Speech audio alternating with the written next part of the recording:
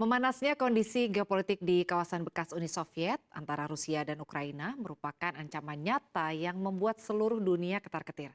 Ketakutan ini bukan tanpa alasan, mengingat para ahli dan analis menilai jika tidak terselesaikan, serangan Rusia ditakutkan bisa menjadi gerbang perang dunia ketiga.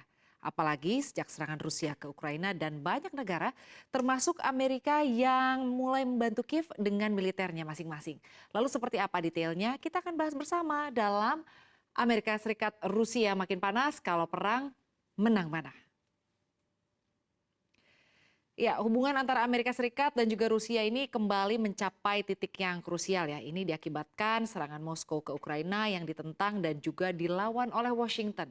Ini membuat Rusia di bawah kepresidenan Vladimir Putin memutuskan untuk membekukan sementara perjanjian nuklir START antara negaranya dengan Amerika Serikat. Menurut Putin, hal ini terpaksa dilakukan karena Amerika Serikat yang terus membantu Ukraina dengan senjata dan juga sekutunya yang menjatuhkan deretan sanksi ekonomi kepada Rusia. Putin juga mengatakan Rusia akan terus melengkapi angkatan bersenjatanya dengan peralatan yang canggih. Ia memaparkan beberapa rudal nuklir Rusia yang baru dan juga ada yang telah dikembangkan. Perjanjian START sebenarnya membatasi jumlah hulu ledak nuklir strategis yang dapat dikerahkan Amerika Serikat dan juga Rusia yang notabene-nya dua kekuatan nuklir terbesar di dunia. Perjanjian itu ditandatangani oleh mantan Presiden Amerika Serikat Barack Obama dan timbalannya dari Rusia Dmitry Medvedev pada 2010. Perjanjian itu mulai berlaku pada Februari 2011 dan kemudian diperpanjang pada 2021 selama 5 tahun lagi setelah Presiden Amerika Serikat Joe Biden menjabat. Dengan adanya keputusan ini, belum diketahui implikasi langsung dari eskalasi nuklir yang terjadi di antara Barat dan Rusia. Karena kalau kita lihat, juru bicara Departemen Luar Negeri Amerika Serikat, Ned Price, mengatakan tidak jelas apakah langkah Putin untuk menangguhkan partisipasi Rusia dalam perjanjian nuklir START baru akan memiliki dampak yang praktis. Tapi meski demikian, Direktur Lembaga Riset Institut Penelitian Perdamaian Dunia Stockholm dan juga Smith mengungkapkan bahwa hal ini tentunya berpotensi menimbulkan bahaya ya, terutama di situasi global seperti sekarang. Meskipun Presiden Putin belum menarik Rusia dari perjanjian itu, tapi ia telah menciptakan ketidakpastian. Dan ini mungkin disengaja, tapi juga bisa berbahaya dalam suasana permusuhan yang sepertinya semakin memanas. Di slide selanjutnya kita akan sama-sama membahas perbandingan kekuatan antara Amerika Serikat dan juga Rusia. Iya, ini dia perbandingannya ya kalau dilihat begitu Rusia dan juga sekutu Presiden Vladimir Putin Dmitry Medvedev kembali buka suara soal kemungkinan penggunaan senjata nuklir. Hal ini terjadi saat hubungan Moskow memanas dengan Barat akibat perang di Ukraina. Medvedev mengatakan bahwa pasokan senjata Barat yang berkelanjutan ke Kiev ini bisa berisiko menimbulkan bencana nuklir global. Seperti diketahui, Rusia dan patron Barat Amerika Serikat memiliki 90% dari total senjata nuklir di dunia. Lalu jika diadu, kekuatan tempur Rusia dan Amerika Serikat mana yang paling unggul? Berikut perbandingannya berdasarkan peringkat Global Firepower. Menurut Global Firepower, yang mengukur kekuatan militer suatu negara dengan power index, semakin kecil angkanya, maka ini artinya semakin kuat. Kini kita lihat dulu untuk Amerika Serikat seperti apa. Amerika Serikat ini kan tercatat sebagai negara yang boleh dibilang paling terkuat ya. Dalam catatan Buletin Peneliti Atom pada Januari 2023, negeri pemansa memiliki 3.708 hulu ledak nuklir. Dari jumlah tersebut, hanya sekitar 1.770 hulu ledak yang dikerahkan, sementara sekitar 1.938 disimpan sebagai cadangan, dan negeri Pemansam menjadi negara dengan kekuatan militer terbaik dunia dengan power index 0,0453. Saat ini Amerika Serikat memiliki 1,83 juta personel militer terdiri dari 1,39 juta orang personel aktif dan 442.000 personel cadangan.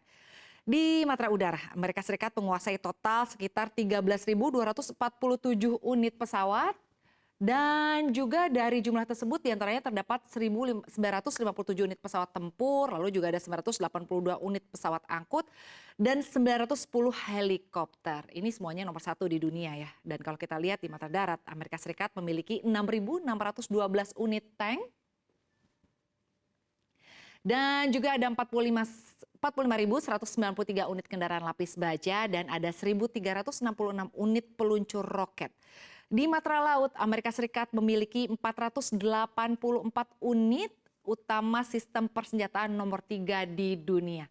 Dan juga diantaranya ada 11 kapal pengangkut pesawat, lalu juga ada 9 kapal pengangkut helikopter, dan ada 92 kapal perusak, serta ada 68 unit kapal selam dan 10 unit kapal patroli. Ini posisinya ada di 48, nomor 48 di dunia. Dan di sisi lain kita lihat Rusia.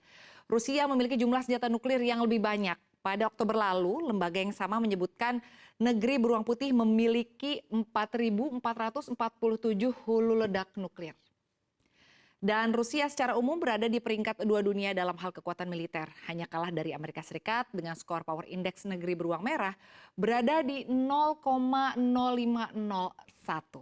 Total personel militer Rusia berjumlah 1,35 juta orang, terdiri dari 850.000 personel aktif dan ada 250.000 personel cadangan. Di matra udara, Rusia menguasai total 4.173 unit pesawat, di antaranya terdapat 772 unit pesawat tempur, lalu ada 445 unit pesawat angkut dan ada 1.543 unit helikopter. Di matra darat, Rusia memiliki 12.420 tank dan juga ditambah 30.122 kendaraan lapis baja dan 3.391 unit pelontar roket. Di matra laut, total aset Rusia berjumlah 605. Di antaranya terdapat 1 unit pengangkut pesawat, ada 15 unit kapal penghancur, dan ada 70 unit kapal selam dan 59 unit kapal patroli. Jadi kalau perang nuklir pecah ini bisa dibayangkan ya akan semengerikan apa. Nah kalau bicara mengenai sesuatu yang mengerikan, kita sama-sama akan bahas apa sih yang dapat ditimbulkan akibat perang nuklir. Kita lihat di slide selanjutnya. Ya, ini adalah bencana dahsyat jika perang nuklir menjadi pecah ya. Sebetulnya memang ada banyak ancaman pecahnya perang nuklir di dunia. Sebenarnya kita juga bisa lihat ini kerugian yang ditimbulkan ya akibat perang nuklir yang mungkin saja timbul. Kemungkinan akan ada segelintir manusia yang bertahan dari perang, tapi juga memperkirakan kehidupan bumi ini akan berubah pasca perang nuklir terjadi ya. Dampak pertama adalah turun hujan hitam pekat. Jadi setelah bom atom meledak dan beberapa waktu setelahnya hujan lebat akan turun terdiri atas bulir-bulir minyak pekat berwarna kehitaman dan ini bisa membunuh manusia. Ini seperti yang terjadi di Hiroshima. Tempat hujan hitam turun 20 menit setelah ledakan bom, hujan mencakup daerah yang ini bentangannya sekitar 20 km ya di seputar titik ledakan dan bisa dibayangkan ini mencemari radiasi sekitar 100 kali lebih kuat daripada kalau orang melangkah ke pusat ledakan. Radiasi pada hujan itu cukup membuat perubahan pada darah manusia dan dampak dari radiasi masih ada sampai dengan sekarang di tempat kejadian. Selanjutnya, ada listrik yang mati karena radiasi elektromagnet. Saat ledakan nuklir terjadi, ini akan mengirimkan gelombang radiasi elektromagnetik yang tentunya bisa mematikan sistem kelistrikan bahkan listrik seluruh negara. Bahaya banget ya. Lalu ini selanjutnya, ada sinar matahari yang terhalang asap. Ini adalah hal lain yang mungkin terjadi jika perang nuklir terjadi ya. Ini awan asap gelap sejauh 15 km di atas permukaan bumi bisa terjadi dan ini akan terus tumbuh dan bergerak dan digeser oleh angin sehingga menutupi seluruh planet bahkan menghalangi langit. Jadi ini bisa gelap.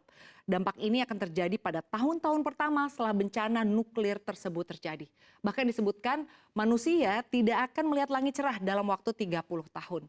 Selanjutnya, ada cuaca yang terlalu dingin dan tidak bisa menanam makanan. Perang nuklir bakal mempengaruhi suhu hingga kesulitan masyarakat untuk menghasilkan makanan. Ini terjadi karena matahari ini menghalangi ya, jadi membuat suhu dunia ini menjadi anjlok dan untuk kasus ekstrim bisa turun sampai dengan 20 derajat Celcius. Jika ada bencana nuklir total, manusia akan hidup tanpa musim panas, hewan mati kelaparan, sayuran layu, dan berikutnya mungkin bisa ikut musnah ya. Lalu selanjutnya, ini ada lapisan ozon yang robek. Proses ini digerakkan oleh atmosfer bumi yang terdampak akan mulai merobek laporan ozon. Bahkan perang nuklir kecil dengan menggunakan 0,03% persenjataan dunia bisa menghancurkan 50% lapisan ozon. Bumi akan hancur oleh sinar UV dan tumbuhan mati dan makhluk hidup yang berhasil bertahan berjuang melalui mutasi DNA. Dan karena itu manusia diprediksi meninggal karena kanker kulit. Selanjutnya ada muncul badai besar. Dalam 2 hingga 3 tahun pertama, bumi akan dilanda badai besar. Puing-puing yang dikirimkan ke stratosfer mempengaruhi cuaca dan ini mengubah awan terbentuk hingga membuatnya lebih efisien menghasilkan hujan. Meski suhu bumi anjlok dan cepat menjadi musim dingin nuklir, nyatanya lautan tetap butuh waktu lebih lama untuk bisa mendingin. Selanjutnya ini ada miliaran orang yang kelaparan. Butuh waktu 5 tahun untuk manusia bisa kembali menanam makanan dalam jumlah besar. Ini membuat banyak orang kelaparan dan kita lihat lagi untuk yang selanjutnya. Ada radiasi kimia yang masuk ke tulang manusia. Manusia harus berjuang melawan kanker yang menyebar luas tidak lama setelah bom meledak karena partikel radioaktif akan naik ke langit dan jatuh lagi ke bumi dan partikel kecil itu akan menyebar dan bisa membunuh manusia. Salah satu bahannya adalah strontium 90 yang menipu tubuh mengira kalsium saat dihirup atau dikonsumsi. Dan tubuh mengirimkannya langsung ke sumsum tulang dan gigi dan pada akhirnya manusia itu terkena kanker tulang. Bahaya banget ya semuanya ini ya dampaknya. Semoga saja perang nuklir tidak benar terjadi karena kalau kita lihat ini dampak yang ditimbulkan akan menimbulkan bencana yang luar biasa.